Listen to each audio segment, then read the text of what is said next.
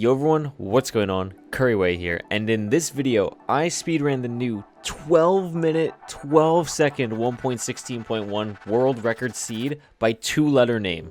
For those of you who may be unaware, two-letter name is a Minecraft speedrunner who has been grinding the category and actually beat Illumina's world record before with a 13-minute 52-second time, only to crush that not even a day later and flip the category on its head with a 2-minute 12-second world record. I highly recommend everyone watch the original run, as it's the most optimized and well-executed random seed run I have ever seen in Minecraft. I'll leave a link to check it out in the description below. The goal of today is going to see how much we can optimize this run and push the seed to its absolute limits. And if that sounds like something you're interested in, remember to subscribe and leave a like and a comment for more videos like this in the future. One last thing, Couri merch is officially out. You can go to courimerch.com using the link in the description to buy your own. I announced this on my stream yesterday, and if you do end up buying something, make sure to tweet it at me at RealCouri. I would absolutely love to see it. That's all for me. Enjoy the run, everyone. I really hope you enjoy this video. It took an insane amount of work, so I hope you enjoy. I appreciate everyone watching. I'll see you all soon. Enjoy.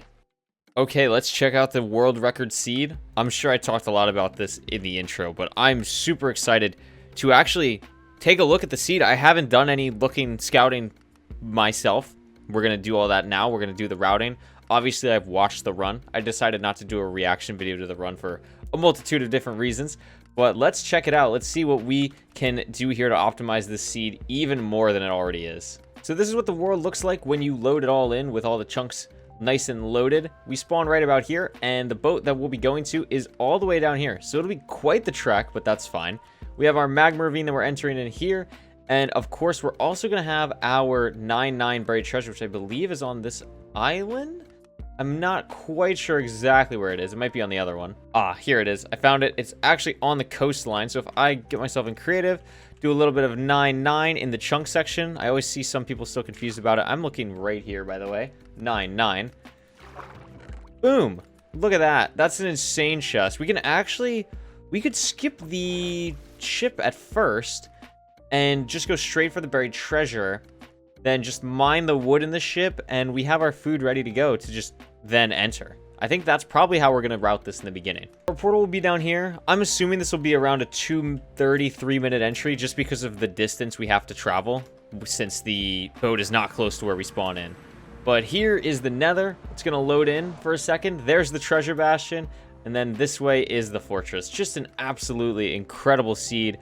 You can't ask for much better, really. So obviously we're going to have to bridge over, but that's not too big of a deal. The most important thing that we're going to be looking for is how much gold is in the treasure and what is in the chest obsidian-wise. Oh, as I put myself in survival for a second. So we get 6 obsidian here and 11 string, which is really, really nice. And then on this side, we're going to have a bunch more obsidian. So we're going to get all our obsidian here. All we need to worry about trade-wise is actually going to be the string and the ender pearl. So that's really, really nice that obsidian isn't going to be a factor.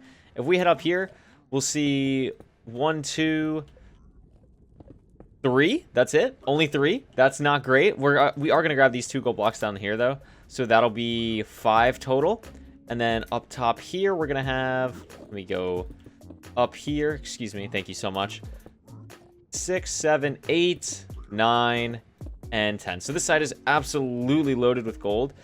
So that's really, really nice. And then obviously we have the gold here and here if it's necessary. But hopefully if I get a good run, I won't need to grab that gold at all. So we're going to be fine on gold blocks. Then it's really just figuring out the ender pearl throws to get to the fortress and then the optimal place to build our portal.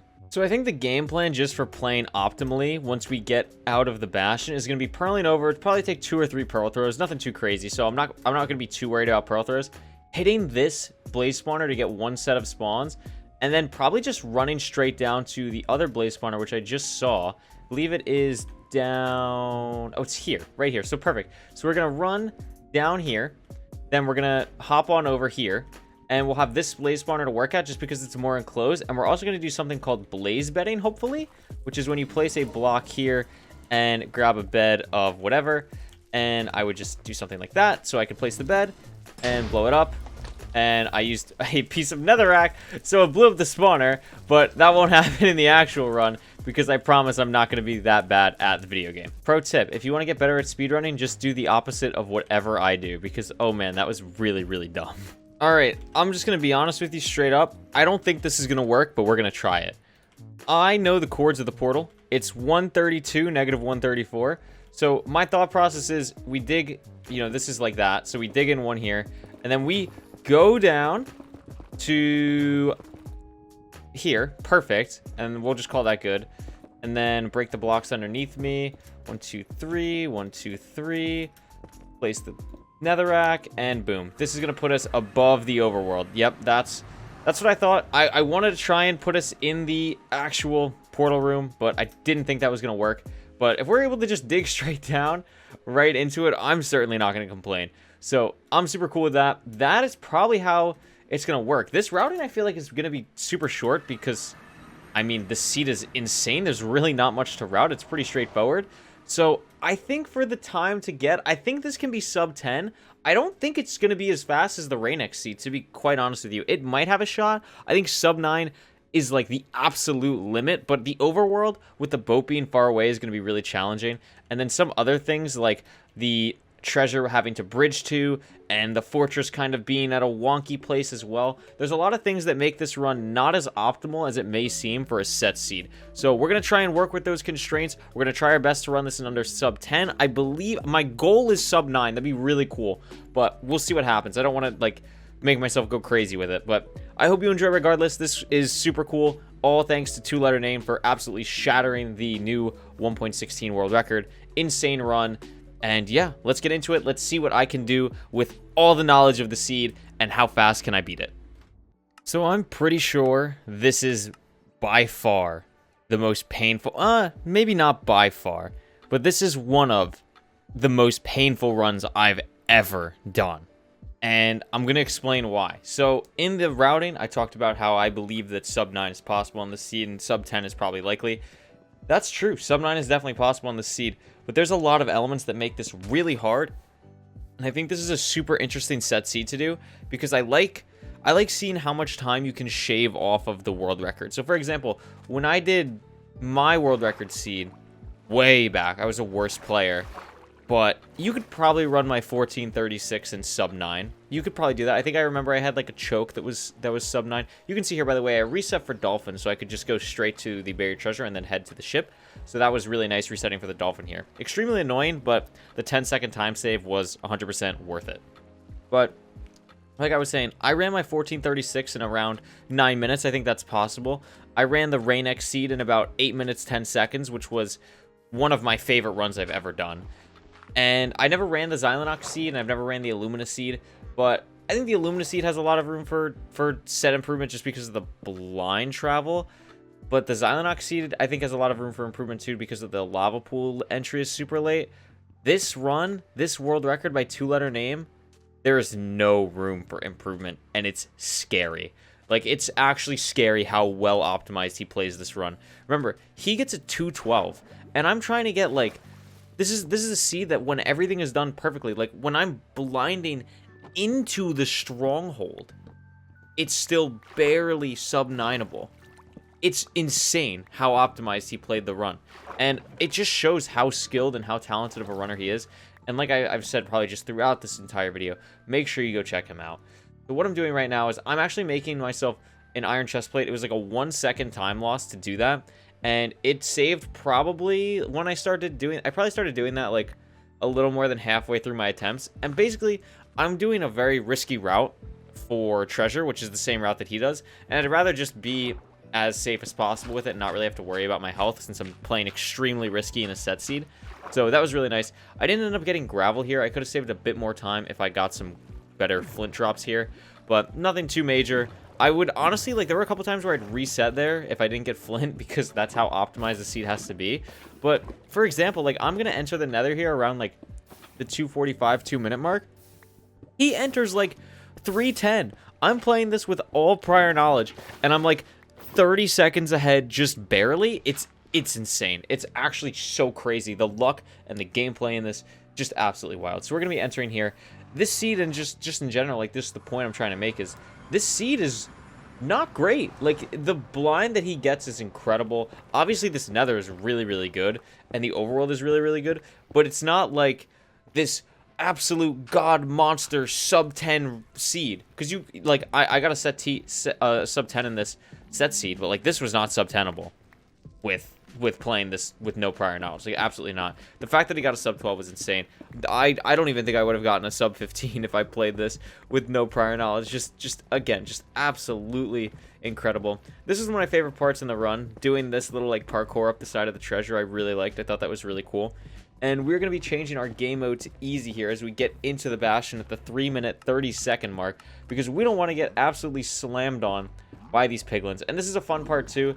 This bastion is all, like, super, like, risky plays. All of the things that I'm doing in these bastions are incredibly risky. I do not recommend a beginner player does any of the things I'm doing. You can see I got a pearl trade there, which was really, really good.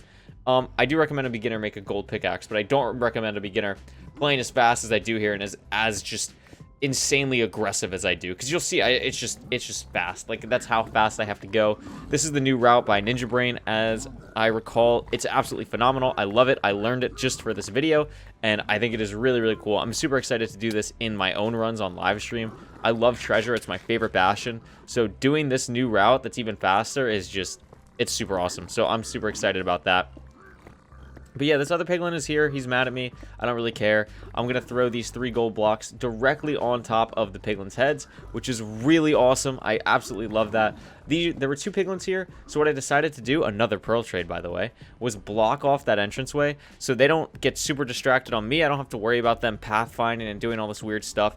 I just know that they're going to still be, like, in that room when I come back with these 4 gold blocks. So it'll be super easy for me to get them in the piglin hole. You can see here, I break the pick and I throw in the gold and they enter like that. So I throw in 30 gold. This is where the run gets wild. So I already have some string and some gold, and I'm trying to get some stuff, and I realize, okay, I have 30 string. I have 14 pearls. Okay, that's pretty cool. I'm like, wait, can I just leave? And I look at my stuff. I'm like, wait, I can just leave. I'm leaving, and I'm losing my mind. This bastion was insane. I was just blown away. I was really upset about that. It was like a 2-second time waste. I thought it was more. I was like, I wanted to land on the top of the block. Oh no. And we're going to throw a huge pearl to the blaze spawner, and this was the savior. The blazes were the killer of this run, because I got so unlucky with stray blazes. Like, I never got a stray blaze. And I didn't get a stray blaze in this run either, but thankfully I didn't need it, because right here at the start, look at that.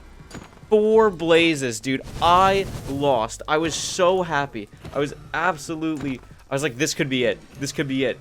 This could be it. I have 4 blazes at the start, and I get 3 for 4. I'm losing my mind. You have no idea how insane this was. I was so happy. I was like, oh my god, this could really be it.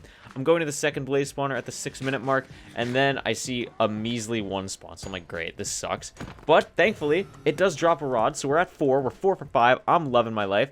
I only have enough wool for 3 beds, so I have to, or 4 beds, excuse me. So I can't blaze bed like I was talking about, but there were a couple runs where I could blaze bed here, and it was a massive difference. I really want to show you guys blaze bedding, because I haven't really been able to pull it off in a run, mainly because I leave once I have enough beds, and a lot of the time I'm not really sitting at a spawner for a long time. And I get the rods. I actually get 7. I kind of flex here and just drop the 7th because I didn't need it. And now I'm going to throw my pearl, go to the spot where I'm going to be digging down. And when I dug down in the routing, I lost my spot here because it had been a while since I got to this point. But I lost I did this in the routing, and we made the portal, and we didn't spawn in the stronghold. And I was like, well, that sucks. We tried. We got to the right spot. But for those of you who know this, you can stand in different spots in a portal, and you can get to different places. So by standing in the right spot on this portal, which was the right side, not the left, I'm able to actually, boom, just like that, spawn right in the starter staircase at the 7-10 minute mark. Open this door. Look at that. There's the portal room. I was super happy. This was my fastest enter by far, and this was sub 9 pace. If I just had my world record dragon, like when I got world record, it's fine. There have been so many other runs that have gotten faster dragons since then, and this could have been sub 830 with a crazy god perch, but no. This end is brutal. And this is the other part of Two Letter Name's run that is so absolutely insane. So the main way that people have been doing one cycles now. Oh, let me show you this. First off, I craft a wool helmet. That was great. Then I craft 4 beds. Then I'm like, wait, I only have 4 beds, and I'm shaking. Like, I'm freaking out because I think this is the sub 9 run, but the dragon sucks. So what I do is I craft a respawn anchor, which you can use like a bed, and I'm gonna do that if I miss the 4 bed and just blow it up on the dragon's head. That was my thought process here, which amazing thought process, Couriway. Good job. But this end island, you can see, I can't really go too far back. There's just void. And what a lot of runners do now is just stand back as far as possible. And because of this island, I can't go super far back. So I'm just stuck in this horrible, horrible, horrible spot where I need to just stand here. There's not much I could do. I could have obviously like pearled up a tower, but that's way too risky when I'm on this pace. So I knew that I had to just like wait it out and hope that I get a really good perch. And this goes back to Two Letter Name's actual run. The fact that he didn't even have to worry about this. He just gets like this god monster perch on this awful of an end island is just truly insane. It's such an incredible world record. It's finally, I talked about this on stream, and a lot of other runners have talked about it too, where it's just the world record is finally not bad, right? I talk about this all the time. Like every world record up until this one, there was always such drastic room for improvement. And a lot of the time, it's not the runner's fault, right? Like, for example, Illumina's run, the sub 14, incredible. But the run sucks because the blind is like 1,600 blocks. So, just absolutely insane. Shout out to Two Letter Name. Here's the perch. I'm rambling. I hope you enjoy this run. Here's a 4 bed. I'll see you all later. Goodbye.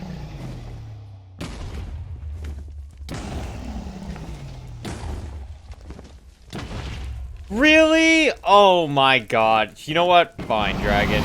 Fine. You want to be like that? It's still sub 10, dude. It's still sub 10. That was a sub 9 pace enter. It's possible. I really don't recommend it. This was pain and torture. 9:54. Oh my god. Do not do this. I repeat, do not do this to yourself. Oh my god. Thank you for watching. Please leave a like if you made it this far. This was absolutely awful. Wow. Sub 9 enter end, though. This dragon sucks. This end is awful. It's really bad. I probably explained it. It's so bad. Thank you for watching. I appreciate it. I'll see you all next time. Peace out, everyone.